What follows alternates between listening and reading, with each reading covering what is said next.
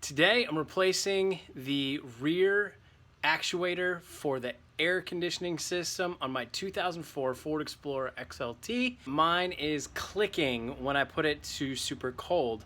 Then the blend door actuator, the teeth on there are busted, and so I get the clicking noise.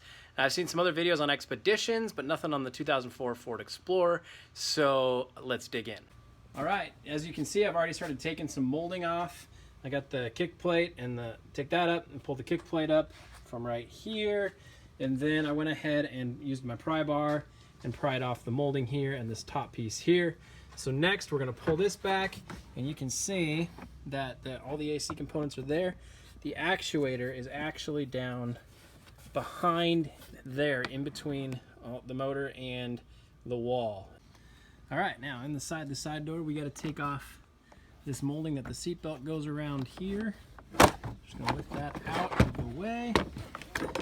And theoretically, you're gonna have to undo the bolt for the seatbelt. I'm gonna try and do it without, but we might have to do that. Okay, this piece right here, you wanna be careful. There is let me get in there, a clip right there. That clips onto the tunnel, the snorkel, for, get the focus there, for the AC to come out down here. So you want to be careful. That clip, the plastic where that clip goes into can break off pretty easy. So you just want to be careful when you're separating that. And I'm just using a pry bar, but just do it gently. Okay, I got mine off, but as you can see, I lost the metal clip. So I'm gonna have to take the seatbelt out in order to get back to the clip to put it back on. So once you get that done, you're looking good. All right, so to get that off, the seatbelt off, I'm using a T50 Torx bit, and they are on there. So I'm gonna use two hands here, get that pushed down and pull up all at the same time. Get this one free. Dang.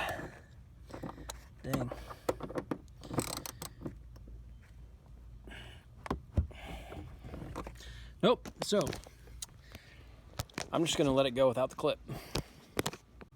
Okay, I've got that one out, and again, I used a deep well just because it's a little easier access, or you could use an extension on that one. And then this one here, right there, got that one out, and you don't really need the extension for that at all, but I had it on, so I just kept using it. Now I'll show you this other one back in here. Okay, so I want to show this. This is the snorkel coming down that you're looking at right there, and then right in that hole is the bolt. And on mine, which is an 04, is actually a 13 millimeter, and you can see it's got a bolt head, or a threaded end on it sticking out, so you need the deep well in order to be able to get it on there. So you're just going to use, mine's a 13. I think the vehicle that I took my parts off of was a 10, so it just, I don't know what it'll be on yours. But mine's a 13, so I'm going to take that out. Also, this part of the snorkel right here comes apart pretty easy right there and just pulls out. And so you can take that out to get this whole piece, the whole AC unit, pulled away from the wall. Okay, once you get that nut off, there's a nut, not a bolt, looks like that. And you want to try to be really careful not to drop it down. It'd be a pain in the butt to try to fish out of there. So just put that in a safe place. And then you've got this whole thing loose. And you can see right back under there is your actuator. So that's what we're going to get to. There's actually two components, and I'm not sure which is which, and I have both. I'm going to replace them both. Okay, so to get to those, I went ahead and put my flooring piece back in, and I'm actually going to climb up in here and kind of hold that out of the way with my body. And then you can pull this away, and it is an 8 millimeter nut on there. Hard to see right there and right there. And there's 4 of them on each piece. I'm using, for now, a ratcheting wrench, but you can use a socket as well. So you can see this is a really tight space to work. Not real fun, but it is possible. And just go slowly but surely, and you'll get it off. Right now I'm working on the bottom bolts on the first actuator. I actually, while I was in between here, I just plugged in, just unplugged this one right here, and which is to see if the clicking would go away, and sure enough it did. So that tells me that this module was my problem, and I plugged the other one into it and I didn't have any clicking. So that's good. And the other module is right here, and that one's going to control the door for either to blow the air at your head or at your feet, and that one was still working just fine with this one unplugged. So this back one towards the rear on mine is the one that's going to control the actual temperature. So anyways, that's a tip for you to try if you're not sure which one it is. All right, so I thought I'd show you why that clicking happens. So here I took the cover off of my actuator. So if you see, this transistor, or whatever you call this thing, turns here, turns to here, and turns here, right? Well, what happens is the teeth on this guy wear out. I don't know if you can tell. Here, let me get there.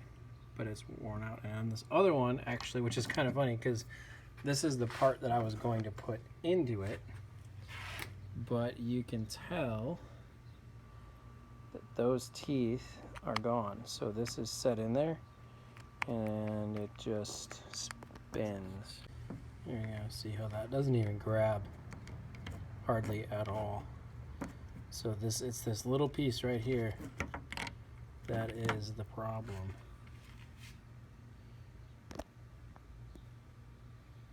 You can see those teeth are ground.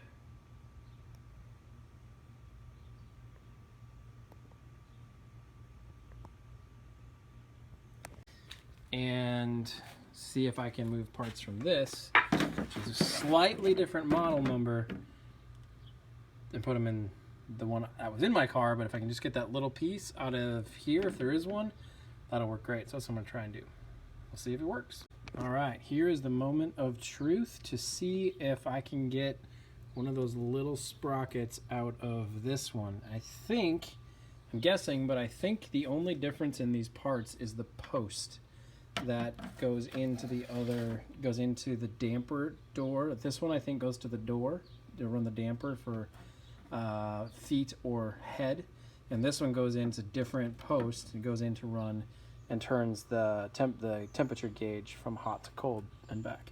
So we'll see if I'm right, if this does have the same components and if they can be swapped out. Ooh, yeah, look at that.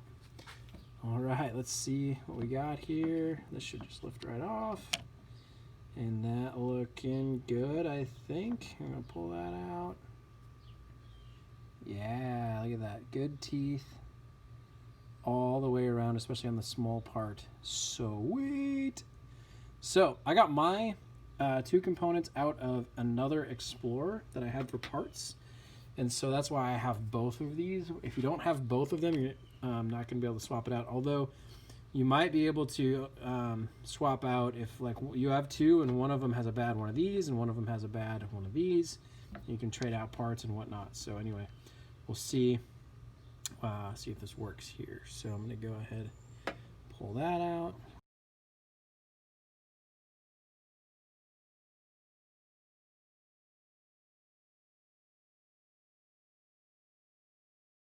And that fits like a glove. I'm going to inspect. This is the original one that was in there, and I'm looking at both the small and the bigger, both here and out here, to see, and they look okay to me. So I'm gonna put that back in, and I should, it's got to fit in down here because it runs that too. I should have a good one. I'm looking at this one now, and I mean that one's fine too. The original equipment on this guy looks good. So we're gonna move that out of the way, and now we got this one. And yep, that's tight. It's not going anywhere. There's no teeth broken. It's in there snug. And you can see on this guy, you can see how those teeth are all chewed up. And so why in the world they designed this with just little teeth like that on something important like you're going to use all the time, like the air conditioning? I have no idea. I guess that's somebody else to know. So we'll just snap that back together, and I'm going to plug this in and run it and just see if the post turns, because then I know if it does that the gears are working in there. So I'm going to hook this in, and I'm going to test this before I install it, just to be sure. Come around here and get it started. Okay. Now I've got it set on rear. Now my rear controls here.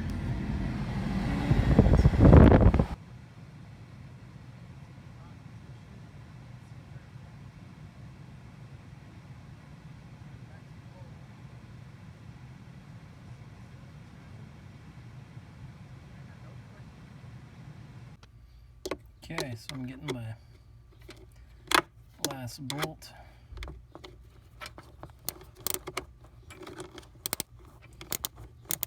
Screw, whatever you want to call it.